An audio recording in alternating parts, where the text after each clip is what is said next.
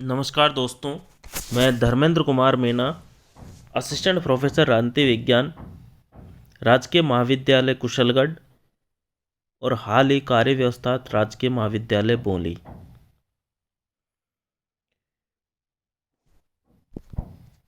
Karl Marx के विचारों का अपन अध्ययन कर रहे थे।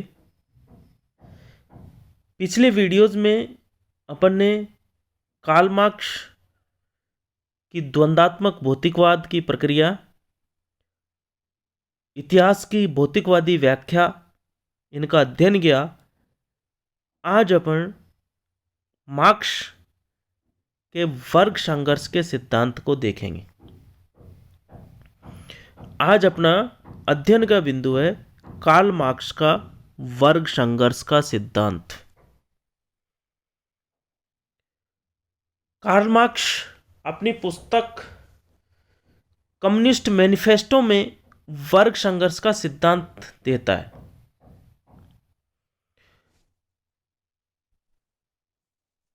कार्ल मार्क्स अपनी पुस्तक कम्युनिस्ट मैनिफेस्टो, जो कि उसने 1848 में लिखी थी, एंजल्स के साथ मिलकर लिखी थी इसमें वह वर्ग संघर्ष का सिद्धांत देता है।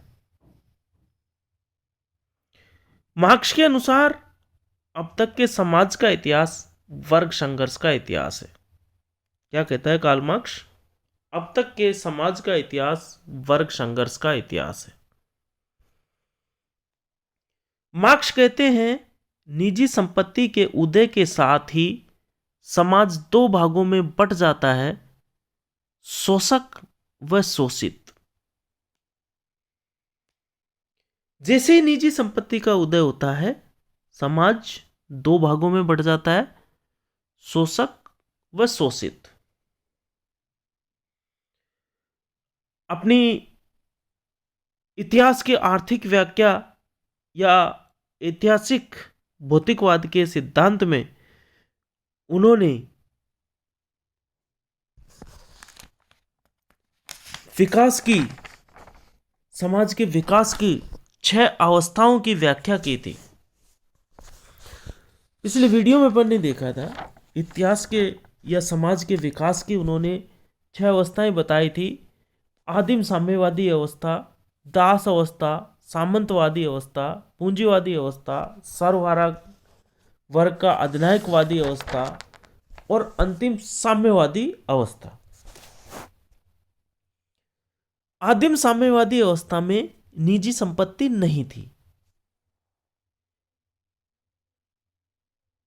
आदमी शिकार करके जंगलों में अपना जीवन यापन करता था, तो उसमें कोई शोषक और शोषित वर्ग नहीं था। समाज में समानता थी। पर जैसे ही निजी संपत्ति का उदय हुआ और दास अवस्था आई, वैसे ही वर्ग संघर्ष प्रारंभ हो गए।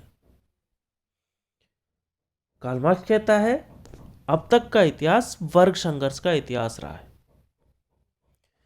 समाज में दो वर्ग होते हैं, एक शोषक और एक शोषित। दास अवस्था में दास शोषित हो गया और स्वामी शोषक हो गया। दास अवस्था में दो वर्ग है, स्वामी और दास। स्वामी तो हो गया शोषक और दास हो गया शोषित। इस दास अवस्था में वर्ग संघर्ष सामान्य था, क्योंकि शोषक व शोषितों की संख्या का अनुपात भी सामान्य था। जो पहली दास अवस्था, जिसमें समाज दो वर्गों में बटा हुआ था, स्वामी व दास, इसमें वर्ग संघर्ष सामान्य था, क्योंकि शोषक व शोषितों की संख्या का अनुपात भी सामान्य था। दास अवस्था आगे सामंतवाद में परिवर्तित हो गई। सामंतवाद में दास अवस्था की तुलना में शोषकों की संख्या कम हो जाती है और शोषितों की संख्या बढ़ जाती है। इसलिए वर्ग संघर्ष दास अवस्था की तुलना में बढ़ जाता है। सामंतवाद में वही दो वर्ग आ जाते हैं, जमींदार व किसान। किसानों की संख्या यहां बढ़ जाती है, जमींदारों की संख्या घट जाती। मतलब शोषक वर्ग की संख्या तो घट जाती है, शोषक वर्ग की संख्या घट जाती है और शोषितों की संख्या बढ़ जाती है। इसलिए वर्ग संघर्ष दास अवस्था की तुलना में बढ़ जाता है। फिर सामंतवाद के बाद में अगली अवस्था आती है पूंजीवाद की। पूंजीवाद में मुट्ठीभर पूंजीपति शोषण का कार्य करते हैं, इसलिए शोषण उच्चतम स्तर पर पहुंच जाता है। पूंजीवाद में शोषण उच्चतर स्तर पर पहुंच जाता है। मुट्ठी पर पूंजीपति शोषण का कार्य करते हैं, तो पूंजीवाद में दो वर्ग हो जाते हैं, पूंजीपति व श्रमिक। पूंजीपति श्रमिकों का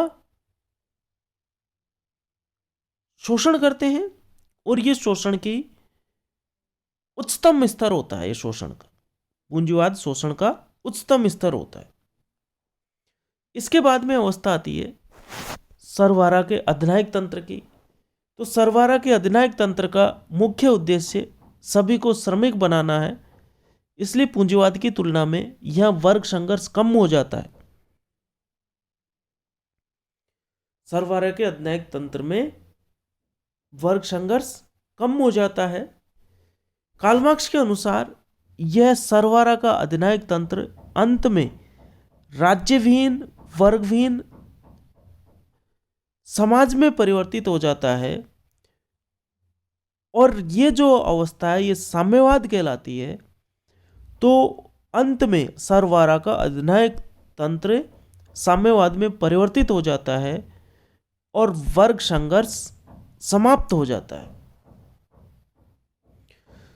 तो कार्ल मार्क्स के अनुसार अब तक का इतिहास संघर्ष का इतिहास है। जो समाज के विकास की 6 अवस्थाएं उन्होंने बताई,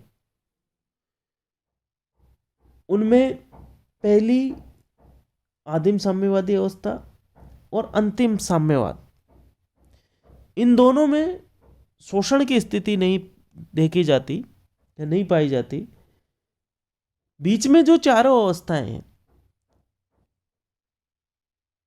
दास अवस्था, सामंतवादी अवस्था, पूंजीवादी अवस्था और सरवारा के अधिनायक तंत्र की अवस्था, इनमें शोषण पाया जाता है। निजी संपत्ति के उदय के साथ ही शोषण शुरू हो जाता है। इन चारों अवस्थाओं में एक समाज दो वर्गों में बटा रहता है, एक शोषक और दूसरा शोषित।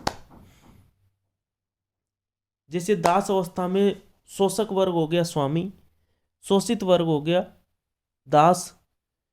सामंतवाद में शोषक वर्ग हो गया जमींदार और शोषित वर्ग हो गया किसान। पूंजीवाद में पूंजीपति शोषक वर्ग हो गया और श्रमिक शोषित वर्ग हो गया। ये पूंजीवाद में जो पूंजीवादी अवस्था है, इसमें शोषण का उच्चतम स्तर होता है।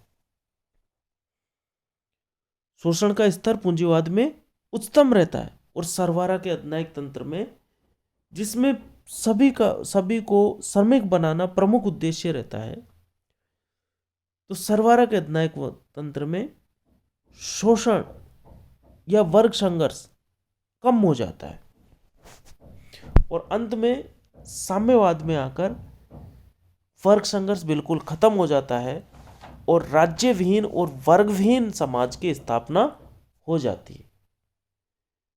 तो ये अपन ने देखा आज कार्ल मार्क्स का वर्ग संघर्ष का सिद्धांत। ये कार्ल मार्क्स अपनी पुस्तक कम्युनिस्ट मैनिफेस्टो में देता है और कार्ल मार्क्स कहता है कि अब तक का इतिहास वर्ग संघर्ष का इतिहास रहा है। धन्यवाद।